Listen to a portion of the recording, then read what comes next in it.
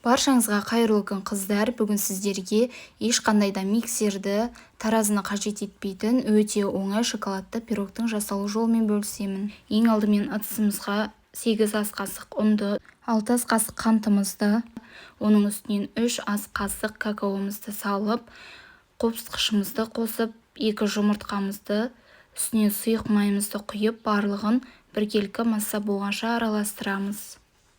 Қыздар, менің күнделікті шығарып отыратын рецепттерімді жоғалтып алмас үшін міндетті түрде каналыма тіркеліп, қоңырауша белгісін қосып қоюды ұмытпаңыздар. Біздің массамыз осылай біркелкі болып шығады. Енді оның үстінен қайнап тұрған ыстық суымызды құйып, барлығын біркелкі етіп араластырып аламыз. Дайын болған пирогты формамызға құйып, 180 градуста 30-35 минутта пісіреміз. Піскен-піспегенін міндетті түрде ағаш таяқша арқылы тексеріңіздер. Қыздар, біздің пирогымыз дайын. Міндетті түрде осы рецепт бойынша дайындап көріңіздер. Өте дәмді әрі жұмсақ болып шықты. Сіздермен болған Жансая.